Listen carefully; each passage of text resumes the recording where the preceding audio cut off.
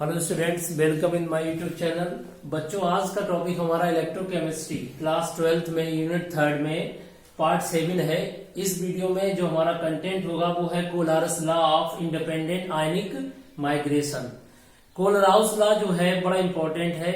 इससे हम क्या कैलकुलेट करते हैं? इससे हम कैलकुलेट करते हैं molar conductance of any electrolyte eight infinite dilution. Infinite dilution पर हम मोलर कंडक्टेंस कैलकुलेट करते हैं। इनफाइनाइट डाइल्यूशन पर जो भी कंडक्टेंस होती है, मोलर कंडक्टेंस जो भी होती है, उसे हम कहते हैं लिमिटिंग मोलर कंडक्टेंस।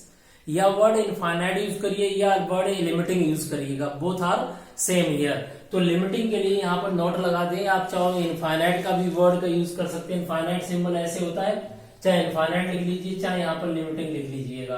तो ये हमारा कोई इलेक्ट्रोलाइट है AmBn और उससे ये डिसोसिएट हो रहा है, और डिसोसिएट हो रहा है 100% डिसोसिएट होगा जब बिल्कुल जीरो कंसंट्रेशन होगा, यानी डाइल्यूशन मैक्सिमम होगा। तो यहाँ पर इसकी वैलेंसी कितनी होगी N और B की वैलेंसी कितनी होगी M। तो ये इसमें टूट गया। आप क्यों कहोगे सर A की कितना आया Ma और वैलेंसी A की कितनी है N, तो इस पर पॉजिटिव है, इस पर नेगेटिव है। इस तरीके से क्या है कि जो संख्या आगे लिखी होती है स्टोइचियोमेट्रिक में वो मल्टीप्लाई हो जाती आगे। देखिए ये आयनिक कंडक्टेंस है B का, एनायन का है, कैटायन का आयनिक कंडक्टेंस है। दोनों का सम कर देते हैं तो उस इलेक्ट्रोलाइट की लिमिटिंग मोलर कंडक्टेंस निकल के आ जाती है। तो कहने का मतलब है अगर आप इसको समझते हैं तो रियली में कंफ्यूज होंगे। क्यों कंफ्यूज होंगे? बच्चों को बड़ी प्रॉब्लम आती है बैलेंसिंग में, उस पर चार्ज कितना है। तो इसलिए सबसे बेस्ट तरीका क्या है? सबसे बेस्ट तरीका है आप इसको ना नोट करके आप इसको नोट करें, किसी एग्जाम्पल को नोट करें। कौन सा एग्जाम्पल लेंगे, समझना ध्यान से। हम इसमें एग्जाम्पल जैसे हमने ले लिया Al2SO4 का whole thrice aluminium sulphate. Okay, अब ये पानी में 100% कैसे आयनाइज होगा? जब डाइल्यूशन ज्यादा होगा, कंसंट्रेशन जीरो लगभग होगा, तो पानी बहुत ज्यादा है। तो यहाँ एल्यूमिनियम पे चार्ज कितना आएगा बेटा? +3 आएगा। 2 एल्यूमिनियम है, 2 का मल्टीप्लाई कर दिया। सल्फेट पे कितना चार्ज आएगा? सल्फेट पे -2 चार्ज आएगा। 3 है यहाँ पर, 3 लगा दिया। इस तरीके से देखिए ये डिसोसिएट होगा, एल्यूमिनियम पे +3 आएगा, सल्फेट पे 2 आएगा माइनस का, एल्यूमिनियम 2 है तो 2 का मल्टीप्लाई कर दिया। अब इस इलेक्ट्रोलाइट की इनफाइनाइट डाइल्यूशन पर मोलर कंडक्टेंस क्या होगी? इनफाइनाइट डाइल्यूशन या लिमिटिंग मोलर कंडक्टेंस Al2SO4 का होल थ्राइस की। तो हम करेंगे सम ऑफ द आयनिक कंडक्टिविटी। जो इनकी आयनिक कंडक्टिविटी होगी उसके सम कर दीजिएगा, उस इलेक्ट्रोलाइट की लिमिटिंग मोलर कंडक्टेंस निकल आएगी। तो सम कैसे करेंगे ये बताइए। सोल्यूशन में क्या प्रेजेंट है इस समय? आयंस प्रेजेंट है। वो आयंस कहीं ना कहीं कंट्रीब्यूट कर रहे हैं कंडक्टिविटी के लिए, वो मूव करेंगे। फ्री है, free to move, therefore they conduct the electricity, therefore they have some conductance, that is called molar conductance. तो इनकी जो मोलर कंडक्टेंस होगी इनफाइनाइट डाइल्यूशन पर, वो इनके आयनिक कंडक्टेंस के योग के बराबर है। भाई contribute, ions contribute the molar conductance here.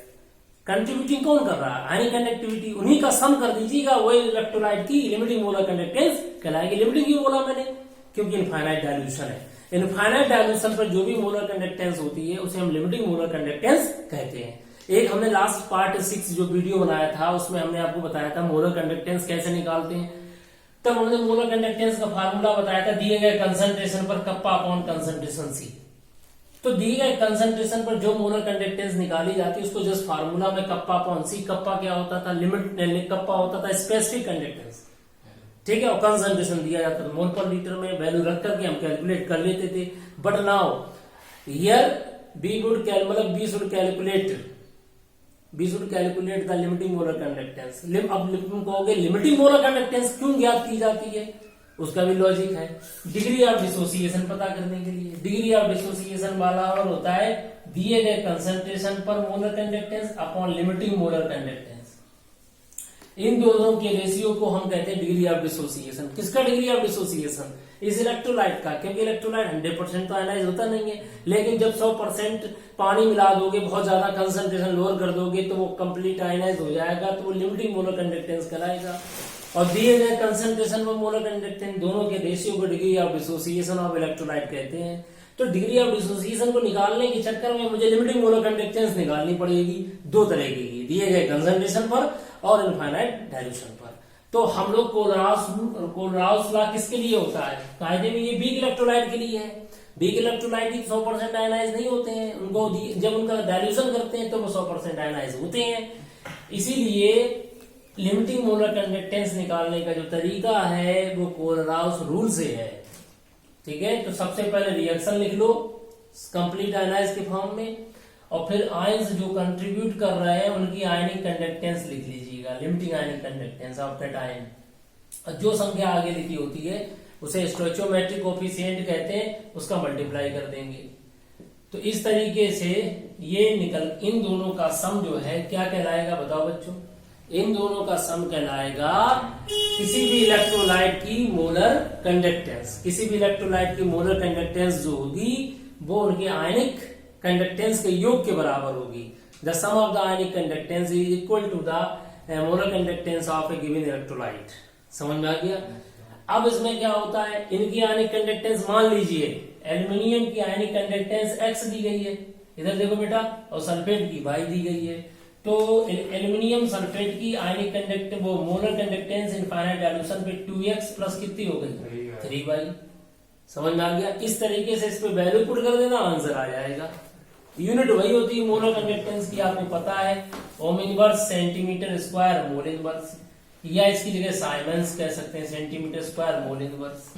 Unit वही रहेगी जो यूनिट होती है मोलर कंडक्टेंस की, बस यहाँ इनफाइनाइट डाइल्यूशन है।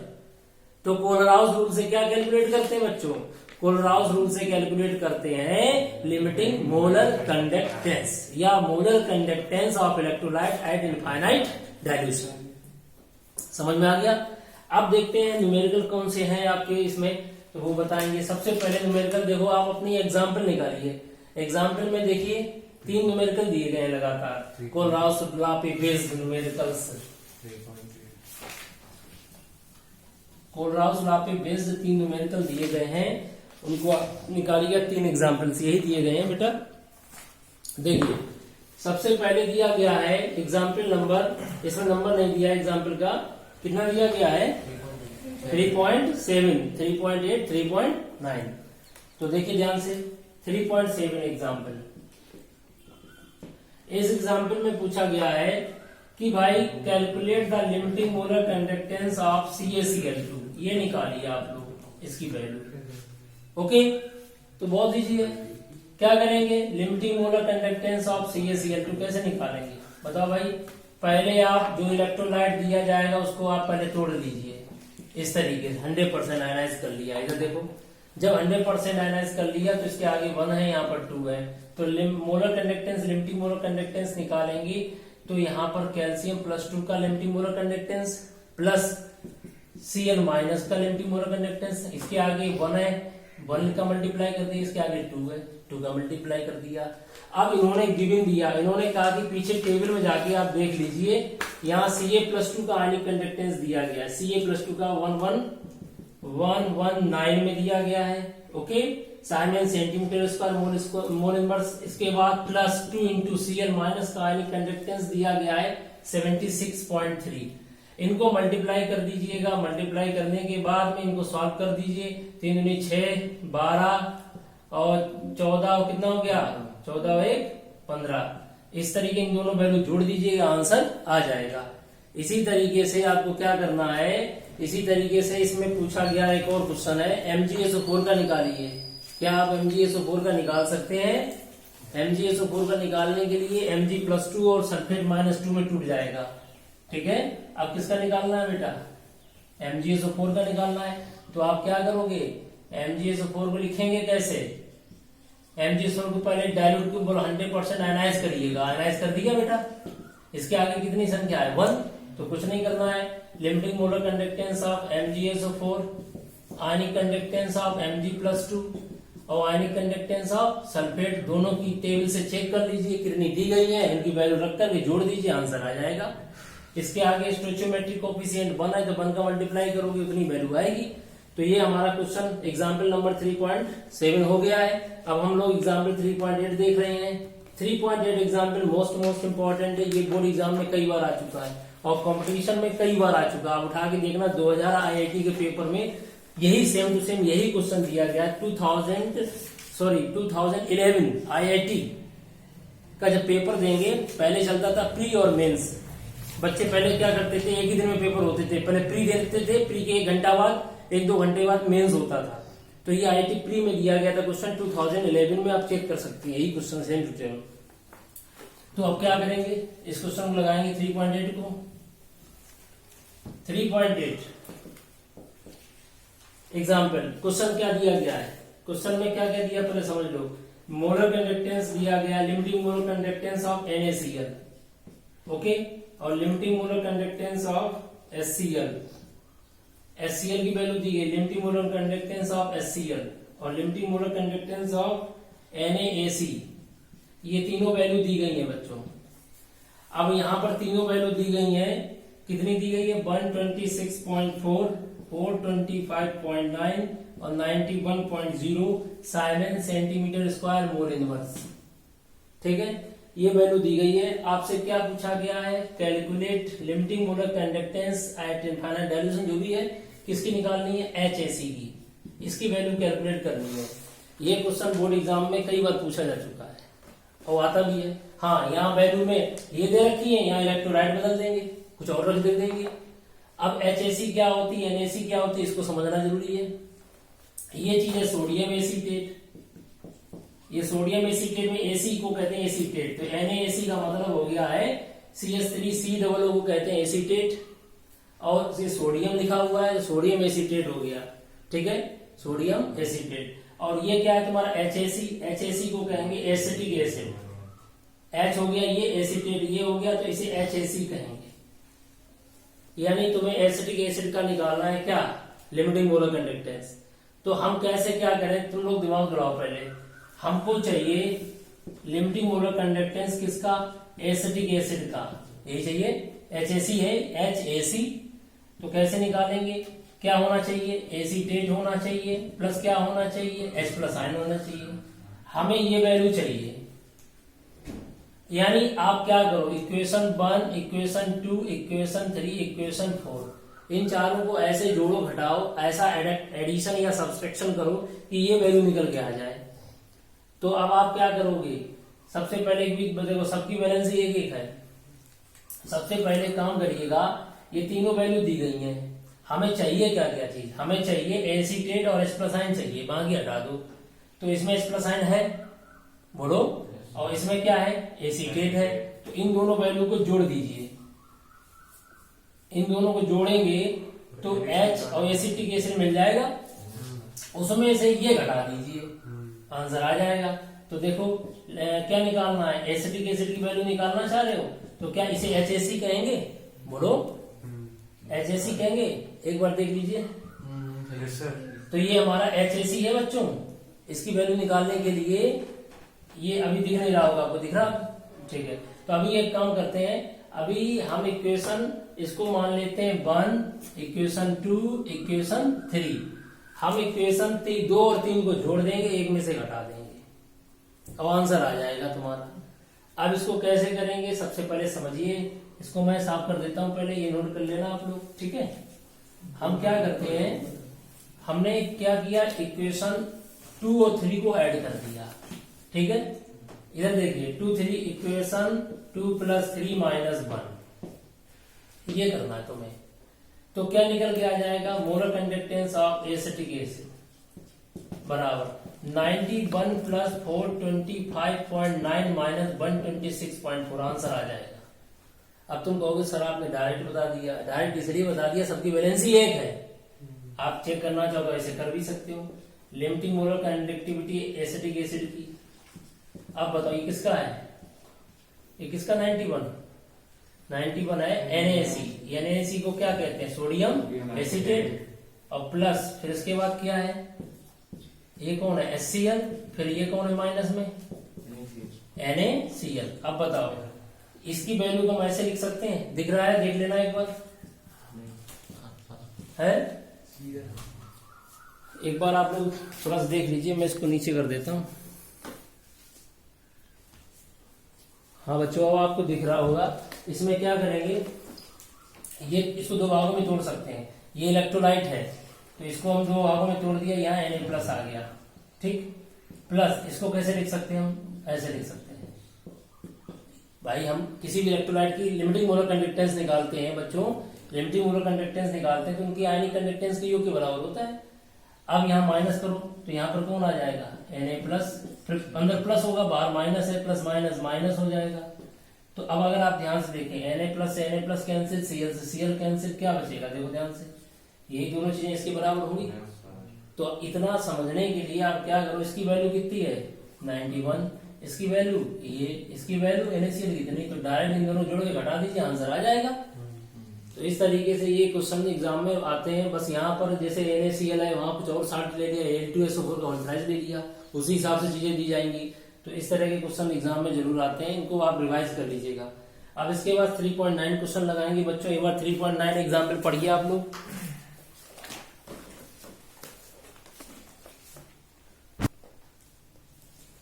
बच्चों हमारा नेक्स्ट क्वेश्चन है 3.9 एग्जाम्पल, मोस्ट इंपॉर्टेंट एग्जाम्पल है बोर्ड एग्जाम में, इस समय ट्रेंडिंग में, इस पर क्वेश्चन जरूर आते हैं। मैंने भी आपसे क्या कहा, एक समय ऐसा था, इससे पहले वाला 3.8 क्वेश्चन जो ट्रेंडिंग में था आता था। आज वर्तमान समय में प्रेजेंट टाइम में सबसे ज्यादा कंपटीशन से लेके आपके बोर्ड एग्जाम में इसी पे क्वेश्चन आते हैं।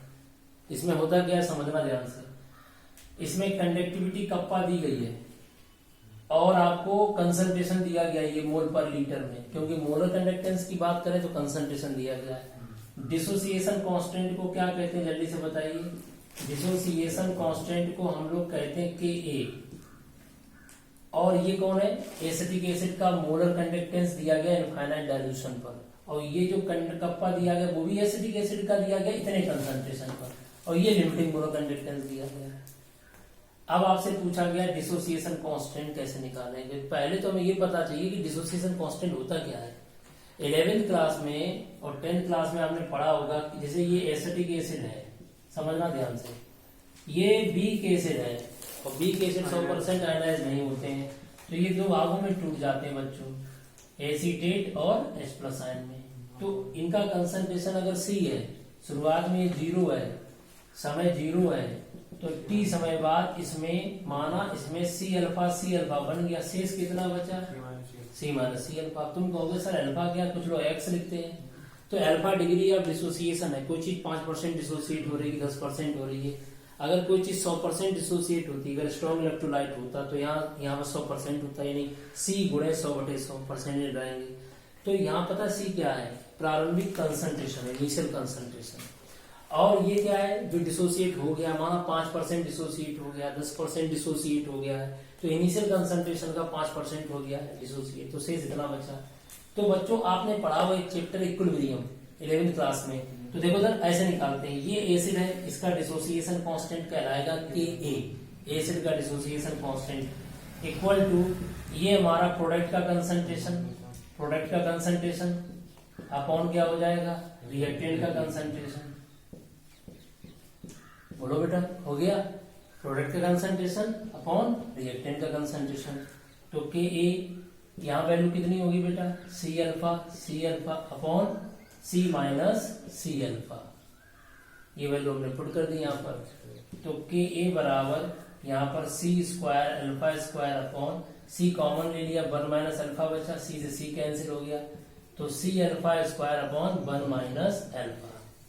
यानी डिसोसिएशन कांस्टेंट निकालने के लिए आपको चाहिए ये value C alpha upon 1 minus alpha. अगर आपको C पता है मुझे कंसंट्रेशन, बट अल्फा नहीं पता है। अगर अल्फा पता चल जाए तो तुम डिसोसिएशन कांस्टेंट निकाल लोगे। तो अल्फा कैसे पता करेंगे उसको समझिएगा। तो सबसे पहले ये बात थी कि हम डिसोसिएशन कांस्टेंट को कैसे समझेंगे, इसके लिए मैंने आपको ये समझा दिया है।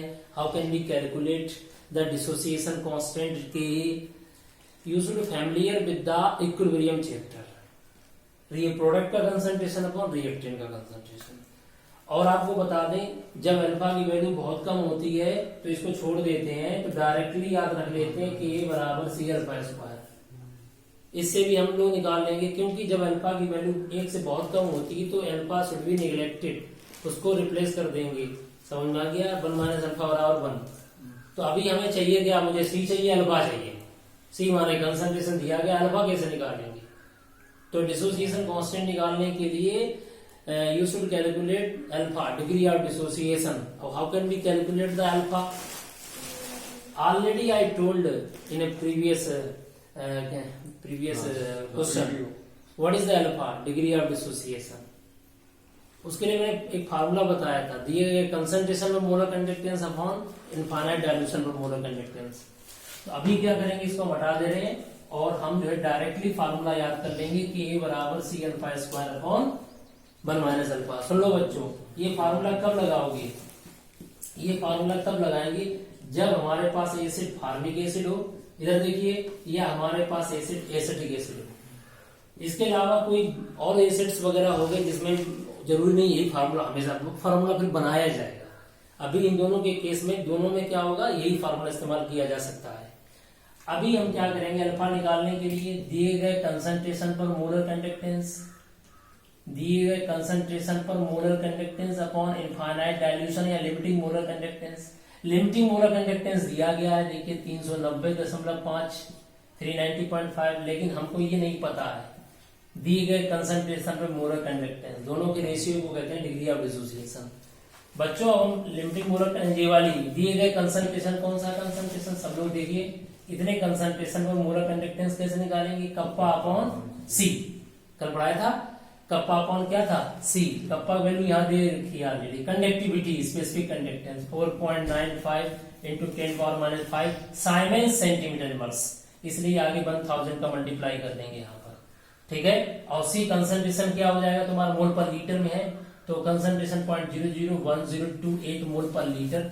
इसको सॉल्व कर लेंगे, सॉल्व करने पर यूनिट आ जाएगी साइमेंस सेंटीमीटर स्क्वायर और मोल इनवर्स। समझ में आ गया, ये हमारा निकल के आएगा दिए गए कंसंट्रेशन पर मोलर कंडक्टेंस। अब आप क्या करेंगे, आप दोनों वैल्यू पुट कर देंगे यहाँ पर। दिए गए कंसंट्रेशन पर मोलर कंडक्टेंस किस फार्मूला से निकाला, कप्पा अपॉन सी से। इसमें 1000 का मल्टीप्लाई क्यों कर देंगे बच्चों, क्योंकि कप्पा सेंटीमीटर इनवर्स में है, ठीक है। अब यहां से वैल्यू निकल आएगी और दोनों के रेशियो को हम कहेंगे डिग्री ऑफ डिसोसिएशन। जो बच्चे समझदार हैं वो इन वैल्यू को कैलकुलेट करके कमेंट सेक्शन में जाके इसका आंसर लिखिएगा, अल्फा कितना आया है, व्हाट इज द अल्फा। अगर आप समझदार नहीं है, आप आलस कर रहे हैं, तो ये बहुत गलत तरीका है। आप इसको कैलकुलेट करो और उस कमेंट सेक्शन में जाकर के उसमें मेंशन करो अल्फा कितना आया है। हाँ जी, अगर हम 100 का मल्टीप्लाई कर देंगे तो अल्फा निकलेगा परसेंटेज में, जो भी है पॉइंट में आएगा वो अल्फा परसेंटेज में, 100 का परसेंटेज में बदलने के लिए कितने परसेंट डिग्री ऑफ डिसोसिएशन हो रहा है, तो 100 का मल्टीप्लाई कर सकते हो। लेकिन हमें डिसोसिएशन कांस्टेंट निकालने के लिए C alpha square 1 minus alpha का यूज करेंगे करेक्ट आंसर के लिए। अगर आप अप्रोक्सीमेट चाहिए तो 1 माइनस अल्फा छोड़ सकते हो, उसकी जगह 1 रख सकते हो।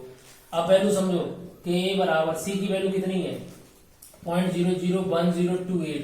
अल्फा की वैल्यू कहां से निकाल लेंगे बच्चों, अल्फा की वैल्यू कहां से निकालेंगे। अब तो दिख रहा है बच्चों, यहां तक भी नहीं दिख रहा है, एक बार देख लीजिए आप लोग। हाँ, यहां तक तो दिख रहा है आपको कि A बराबर C alpha square 1 minus alpha. आप लोग क्या करेंगे, यहां पर वैल्यू पुट कर देंगे। सी की वैल्यू ये दी गई है, अल्फा की वैल्यू हमने यहां से निकाल ली फार्मूला से। अब आप यहाँ वैल्यू पुट करके आंसर निकाल लीजिएगा। आप लोगों को हमने एक तरह से असाइनमेंट समझिए, आपको अल्फा और के दोनों की वैल्यू कैलकुलेट करके आपको कमेंट सेक्शन में लिखनी है, ये आपका असाइनमेंट भी है। तो बच्चों इस तरीके से और भी क्वेश्चंस हैं, आपको हम बता दें जो हम आपको होमवर्क के रूप में दे रहे हैं। 3.9 क्वेश्चन इसी पर बेस्ड है। आप लोग 3.9 एग्जाम्पल करेंगे इन टेस्ट क्वेश्चन, और 3.9 करने के बाद में जब आप बुक खोलेंगे तो बुक में भी एक क्वेश्चन है। आपको बता दें बुक में 3.11 बच्चों, 3.11 और 3. कितना बताया 9, ये 3.9 इन टेस्ट में है, एक्सरसाइज में 3.11 है। ये दोनों क्वेश्चन आपके limiting molar conductance, degree of dissociation alpha और डिसोसिएशन कांस्टेंट के से रिलेटेड है। एक बार चेक कर लीजिए, यदि नहीं आता है सॉल्व करने पर तो आप हमें कमेंट सेक्शन लिखिएगा, मैं उसका भी वीडियो बना देंगे, ठीक है बच्चों। तो ये 3.9 3.11 भी आपको सॉल्व करना है बच्चों। आज का हमारा टॉपिक था कोलारस रूल पर।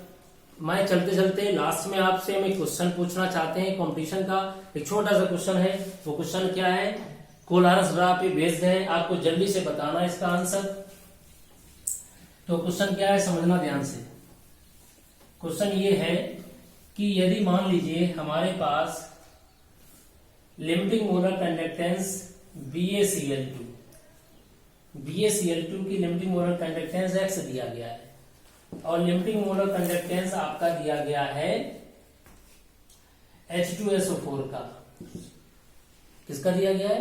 H2SO4 का, मान लीजिए बाई। और BaSO4 का दिया गया है, H2SO4 का इतना है। अच्छा, और यहां पर हम ऐसा क्या करें, ये BaSO4 मान लीजिए, BaSO4, ये BaSO4 का दिया गया Z। ठीक है बच्चों, अब आपसे पूछा गया है limiting molar conductance of HCl कितना होगा। ठीक है, अब आप इसको क्वेश्चन को सॉल्व करेंगे। ये 3 वैल्यू दी गई हैं, आपसे क्वेश्चन पूछा है HCl का मोलर कंडक्टेंस निकालिए। अगर आपने 1 मिनट में निकाल दिया तो आप समझ गए हो। बहुत अच्छा क्वेश्चन है, मैंने आपसे अभी भी कहा है, अब की बात ध्यान रखना पड़ेगा क्योंकि यहाँ पर 2 Cl है, यहाँ पर 2 H भी है।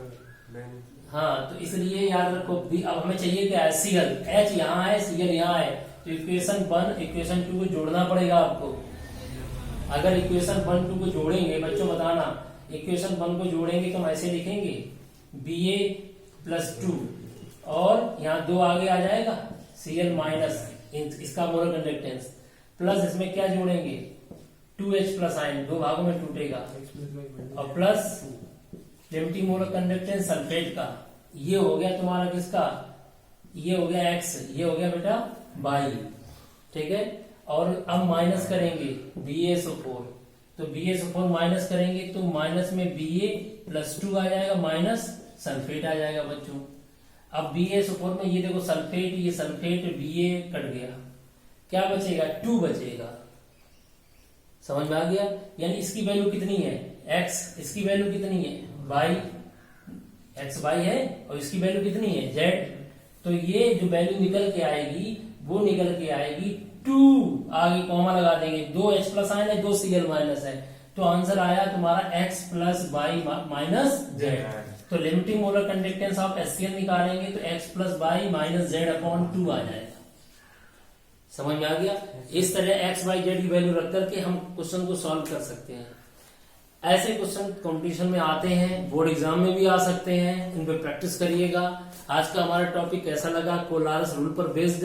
देखिए, कोई भी टॉपिक की कोई लिमिट नहीं होती है, लिमिट जहां लग जाती है वहां पर आप आगे सीखना बंद हो जाता है। आप लिमिट मत लगाइए, इसके और प्रॉब्लम्स ढूंढिए, सर्च करिए, लगाइए और कमेंट सेक्शन में जाके अपनी प्रॉब्लम्स लिखिएगा। Thank you very much.